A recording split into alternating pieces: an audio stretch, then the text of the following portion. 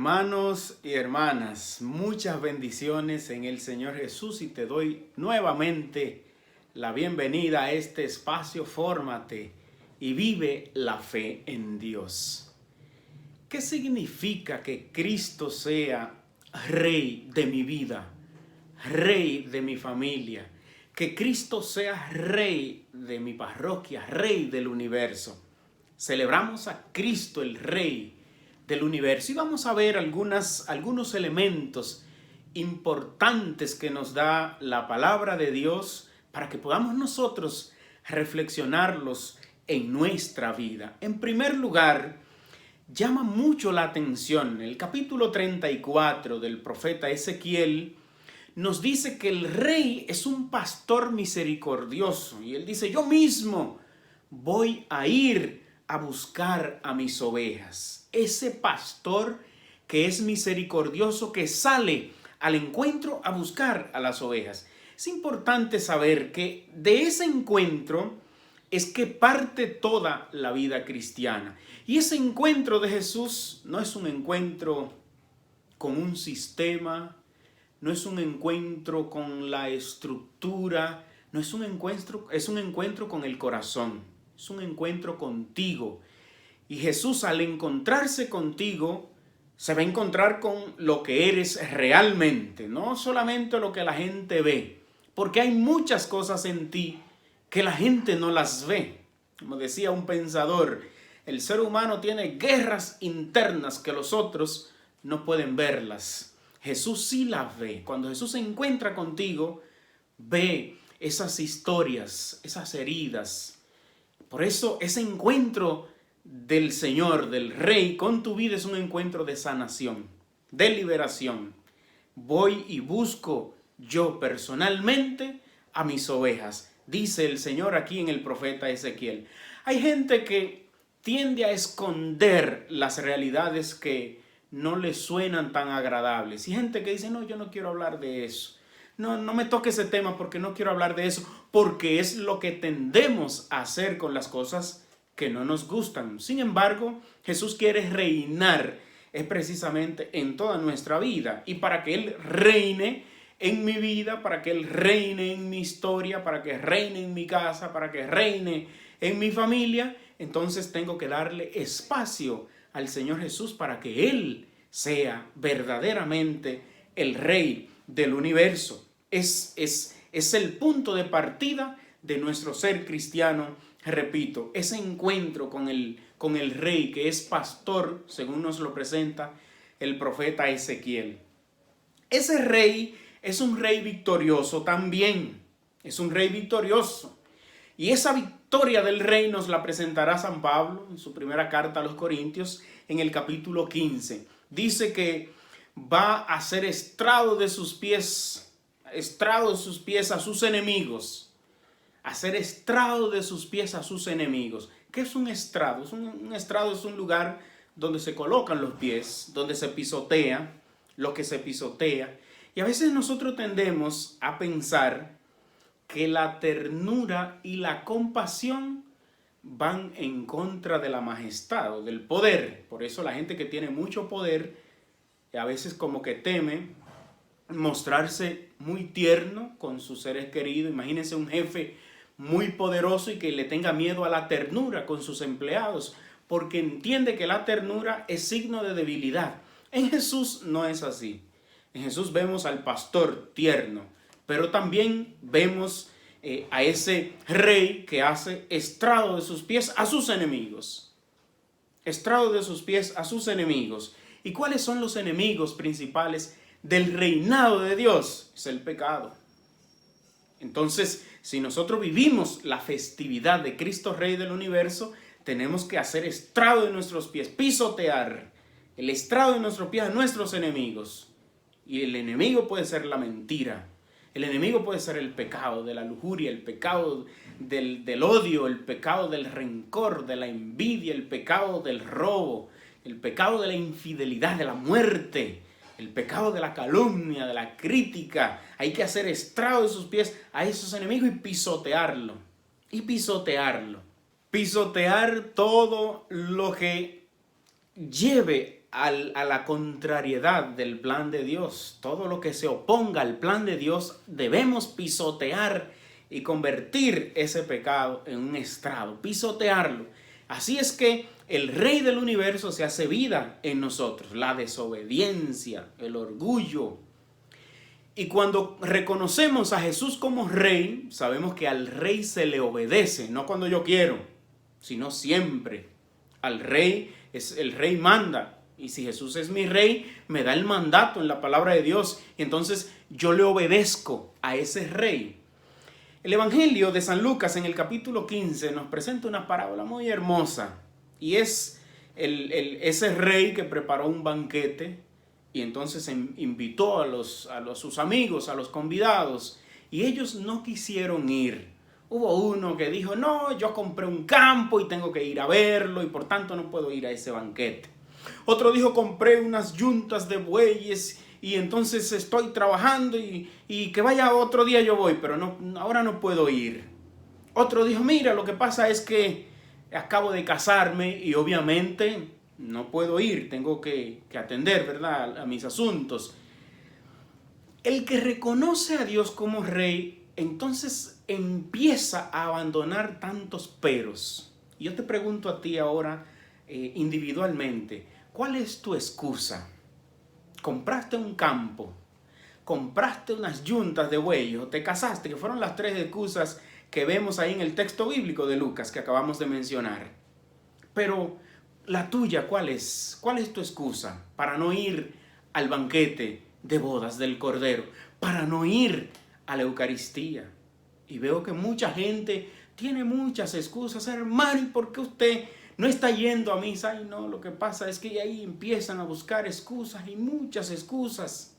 En el fondo, ya no tienes a Cristo como tu Rey. Porque tener a Cristo como el Rey de mi vida y de mi familia es precisamente estar ahí en el banquete de bodas. Participar ahí siempre en la Eucaristía, dejarme llevar de su palabra, no siempre de lo que yo digo. Porque ante la presencia del Rey, yo siempre busco hacer lo que el Rey me invita a hacer, a realizar, no siempre mis deseos.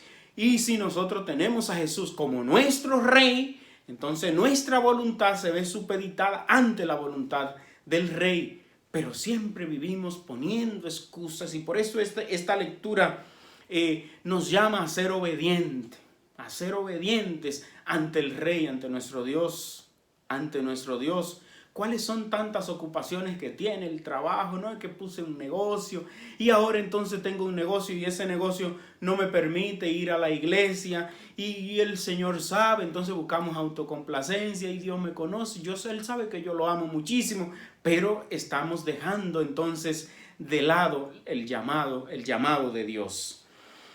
El Evangelio de Mateo, y escuchamos el texto hoy del Evangelio de Mateo en el capítulo 25, el texto según San Mateo, y es una parábola hermosísima.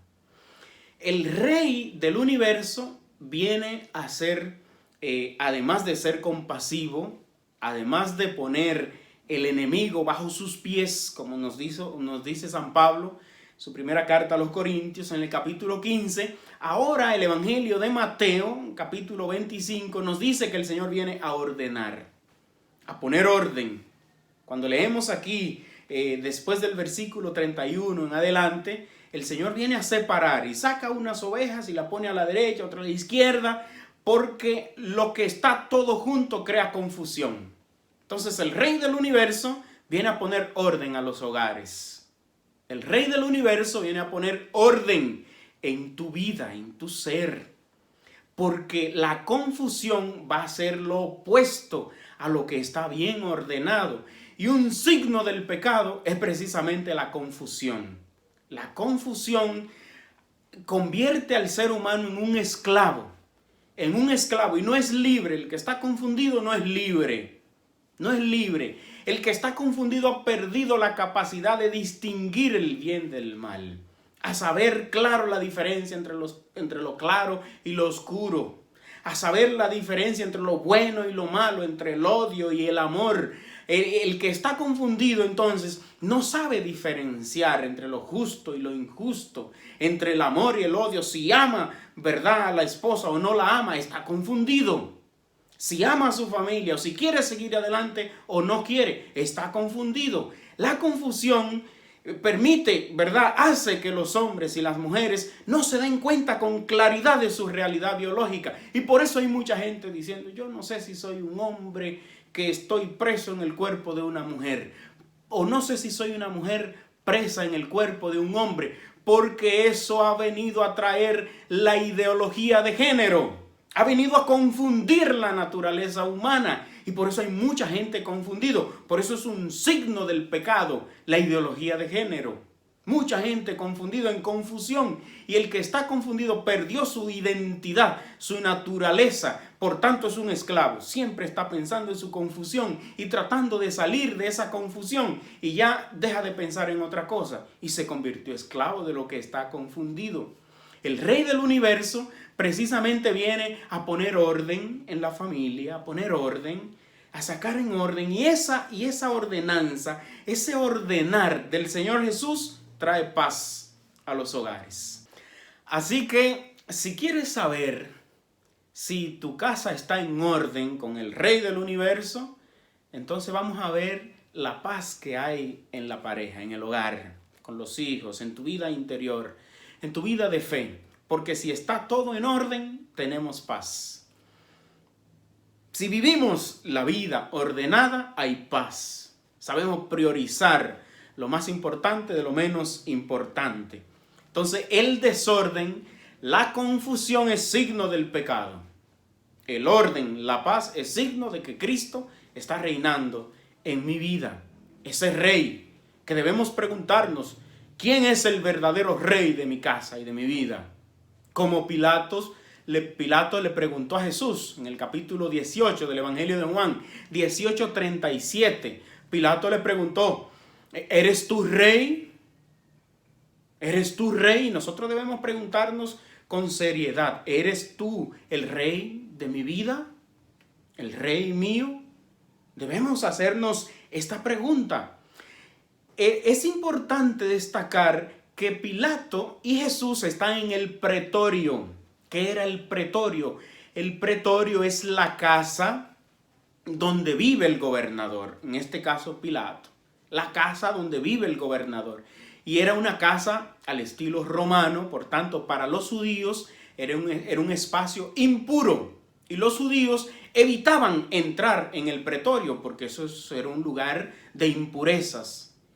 Y Jesús hace su declaración del rey, de que es rey. Le dice a Pilato, lo soy, tú lo has dicho. Jesús hace su declaración, se autodeclara como rey del universo en un espacio impuro, en un lugar, en el pretorio. En el pretorio, importantísimo este detalle de la Biblia. En el pretorio Jesús se declara rey.